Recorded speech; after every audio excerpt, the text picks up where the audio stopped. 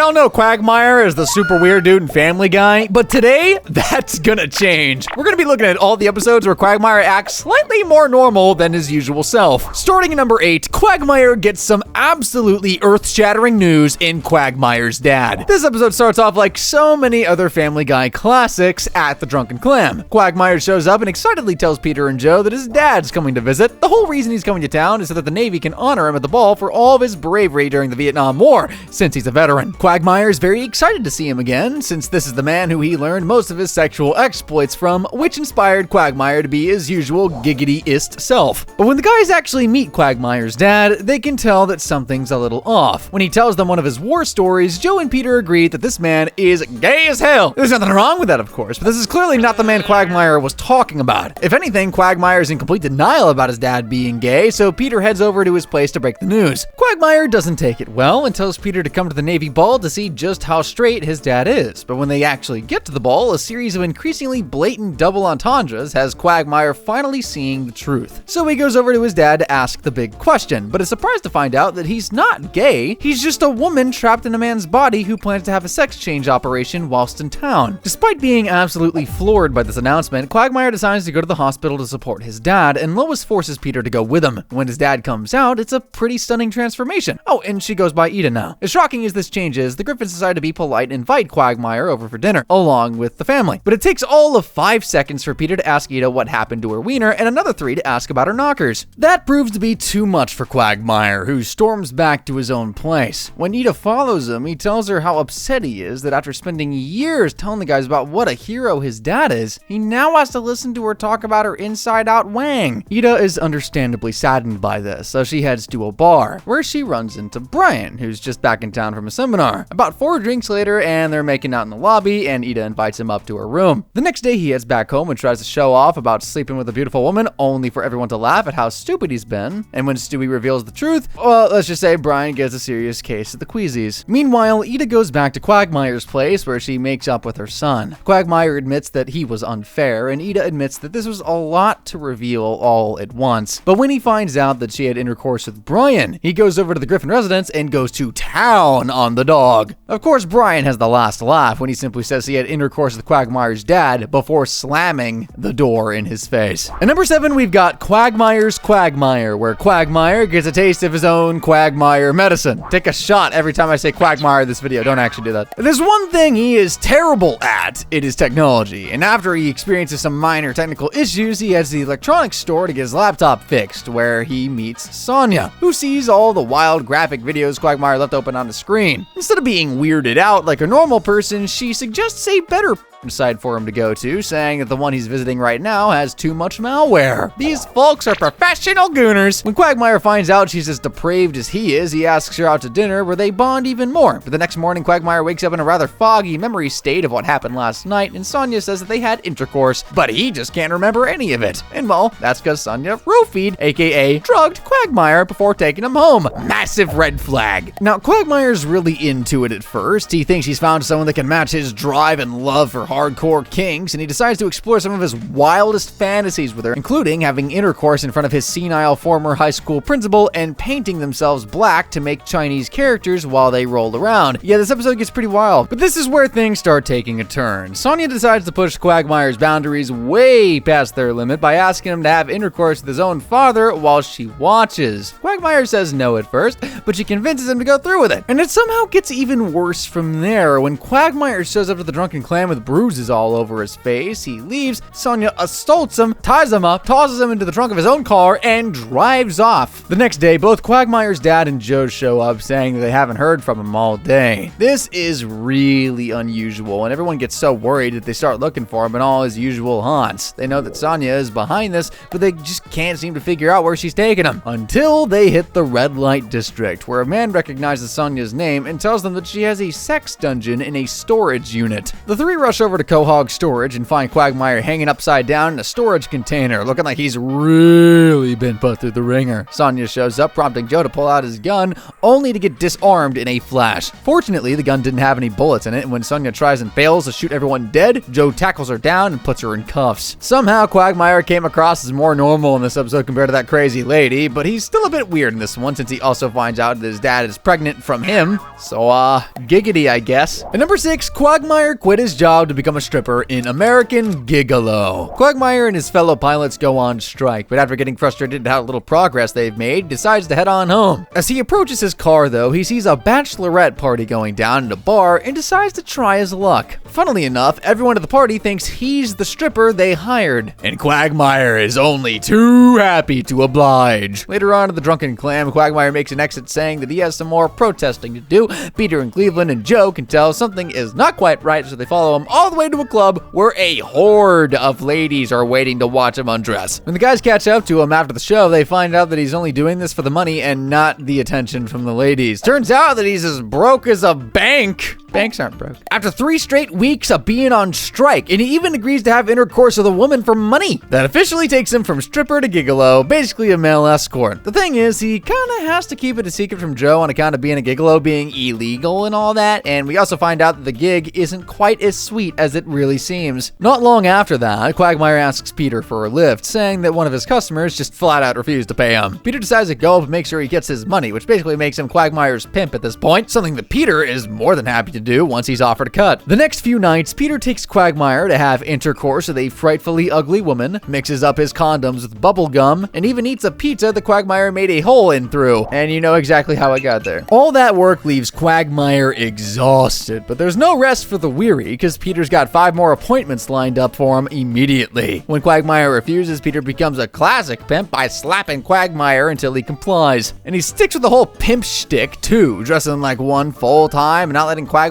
eat until he's earned it. In this case, that means having intercourse with a very old woman at the bar, and Peter says Quagmire should only charge her $2. That seems like bad business, but hey, what do I know about pimping? Pretty soon, Quagmire's living the rough life of a streetwalker. He gets featured on an HBO documentary, and that's how you know your life has hit a new low, and is working so often that he even runs into Cleveland while he's driving toward a hobby of his. Anyway, all that exposure leads to Quagmire getting in the car with a lady that wants to do what he describes as German things. Peter tries to save him, but gets pulled into the scrum, and the pair end up walking off their bruises. That's when Peter apologizes to Quagmire and reveals that the strike actually ended a month ago. At least in this episode, Quagmire wasn't being weird, but instead the ladies were weird to him, even though he was into it at first. For the money.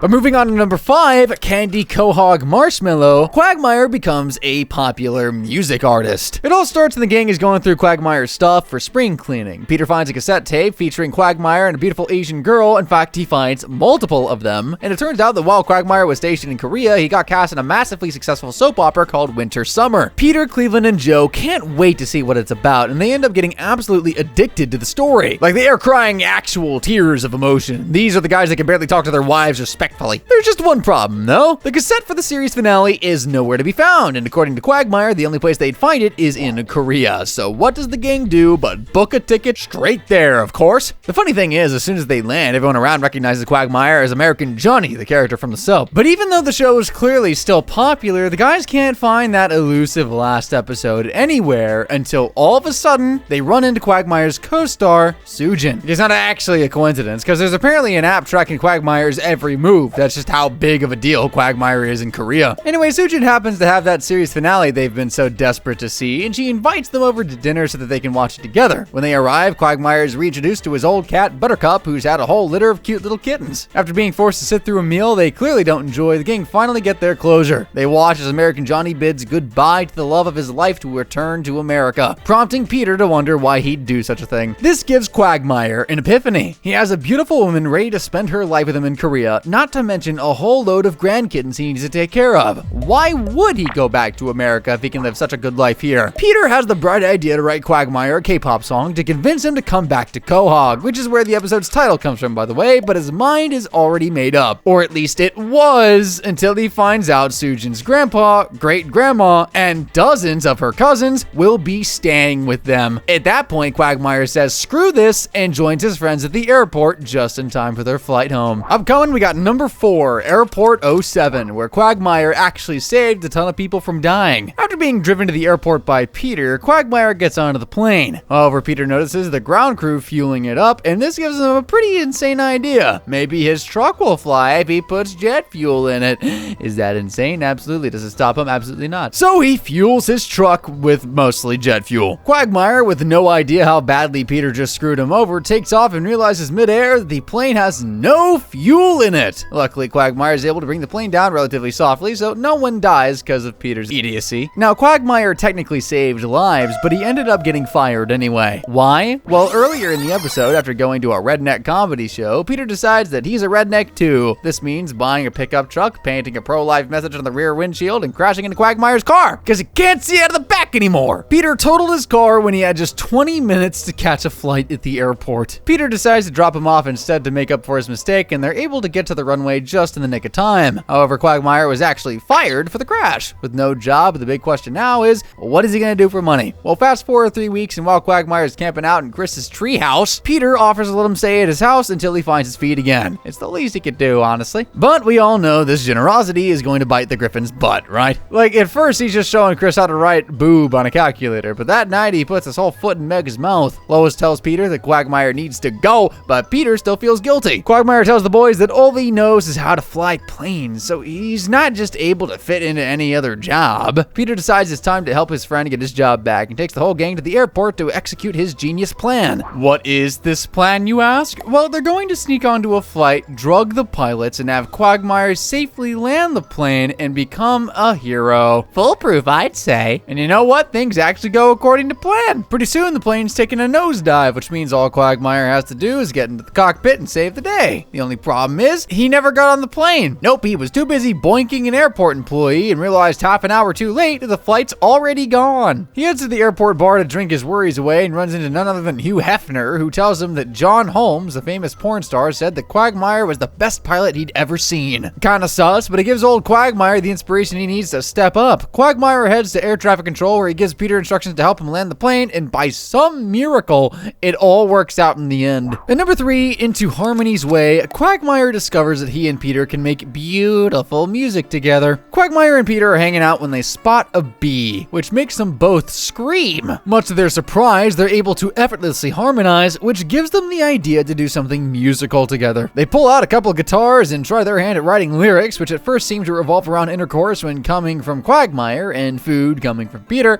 I mean, they're no Simon and Garfunkel, but at least they can carry a tune. When they head down to Mort's to buy some paper, they break into an impromptu ditty about Peter's massive credit card debt, which Mort seems to really enjoy. Now, Mort apparently ran a record label in the 70s, so he offers to become Peter and Quagmire's manager and books them their first gig at a library. Strange venue choice, but they sing a truly beautiful song about only being able to poop at home. Relatable. Strangely enough, no one at the library cared about their music very much, but Mort had some good news. He put their performance up on YouTube, which Peter and Quagmire booked to perform at the New England Music Festival. They show up and play a jaunty tune about putting butter on a Pop-Tart, which goes over so well that a guy from Sony Records offers to book them an entire tour. This means they have to fire Mort, which they seem to have absolutely no trouble with. And before you know it, Griffin and Quagmire are on tour, baby. They perform all across America at increasingly bigger shows, although their subject matter is just about as stupid as it's always been. But things start to get tense when they try recording a song and Peter can't stop farting in the booth. Classic story, right? Two talented musicians who do great things, but their egos get the better of them. Eventually, things reach a breaking point when Peter drops his pick into the sound hole during a performance on Conan. Quagmire gets so frustrated that he smashes Peter's guitar on stage, and the gruesome twosome end their streak as America's new musical sensation. Coming up at number 2, we got Quagmire actually becoming very mature and wise throughout Quagmire's baby. With all the unprotected escapades Quagmire's gotten up to, it was just a matter of time before her baby turned on his doorstep. And when Peter turns up to return a malfunctioning ham radio he bought off Quagmire for $50, that's exactly what they find. There's a note on the baby reading, Quagmire, this is your child, next time wear a condom, jerk. And in case any of you are skeptical that this is actually Quagmire's baby, her first words bird is literally giggity. And now Quagmire's concerned. He don't know how to take care of a baby, and he's desperate for someone to take the baby off his hands. There's no chance in hell that's happening, so Quagmire just has to figure it out as he goes. Lois leaves a handy basket of essentials, but Quagmire just tells the baby where the bathroom is, informs her that there's steaks in the freezer, and even asks her if she smokes. Like, that's not how babies work, my guy. Pretty much the only parental thing he does is give her a name, Anna Lee, or Anal for short. Points for creativity, but there's one thing he hasn't considered yet: how this baby will mess with his mojo. That night, a girl comes over to Quagmire's place for some sexy time, and Quagmire flips a switch to set the mood, but just when he's ready to get down and dirty, Anna Lee starts crying, and he goes up to give her pacifier, but as soon as he's down, his exhaustion from all that parenting makes him pass right out. The next morning, he wakes up and decides enough is enough. After consulting Peter and hearing out his insane suggestion to abort already born Anna Lee, Quagmire heads to the adoption agency to give her up. He has some second thoughts, but ultimately decides it's for the best. However, that's not the last we'll see of those second thoughts. When he, Peter, and Joe head to the strip club to celebrate his regained freedom, all Quagmire can think about is Anna Lee. Quagmire is so overcome with regret that he heads over to Anna's new home, ready to take her back and be the father he's supposed to be. But when he sees just how happy she is in her new home, he decides it's best for her to just stay where she is. That's probably the most mature I've ever seen Quagmire act. And at last, at number 1, Meet the Quagmires, we see Quagmire as a bona fide family man. The guys are asking Quagmire about his latest sexual exploits, which ends up giving Peter a serious case of FOMO. Let's just say the guy has some regrets, mostly that he was so busy going steady with Lois when he was 18 that he never actually got the chance to let loose and have some fun. Peter decides to casually ask Death if he can take him back in time to when he was 18, and Death agrees to do it for no more than one night. So Peter, Death, and Brian for some reason end up in 1984, where they run into an 18-year-old Lois. Brian's jaw drops, of course, but Peter's been there, done that. Even though he and Lois have a date planned for later, he decides to go partying with Cleveland, and it goes pretty well considering Peter ends up sucking face with superstar Molly Ringwald. Unfortunately, that's when Death tells him it's time to go back home. The next morning, he wakes up to find out that the woman sleeping next to him is not Lois, it's Molly Ringwald. Yep, Peter's little makeout session with Molly, not to mention him blowing Lois off, has ended up altering the main timeline. In this reality, Peter's married to Molly, and Lois? Well, Peter happens to spot her coming out of Quagmire's house. Turns out she married Quagmire instead, and Peter's actually invited over for dinner that very night. So he and Molly head over to Quagmire's place, where Peter sees his own children with Quagmire's massive chin tacked on.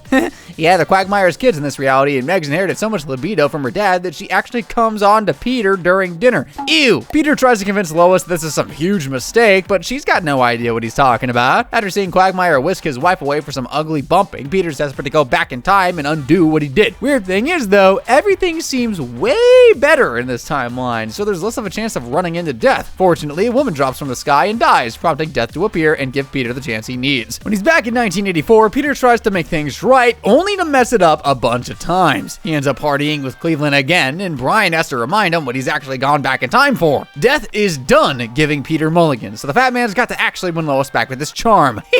Good luck. He rushes over to the Peter Schmidt mansion, but Lois says it's too late. She already has plans to go to a dance with Quagmire, so Peter and Brian head on over to the country club. Brian plays guitar in the background while Peter shoves his way towards Lois, but she once again says it's too little too late. Peter's solution? Sucking Quagmire right in the face and giving Lois a passionate smooch. And you know what? It works. Guess Quagmire wasn't meant to be a family guy after all. If I missed any episodes, let me know and we'll make a part 2.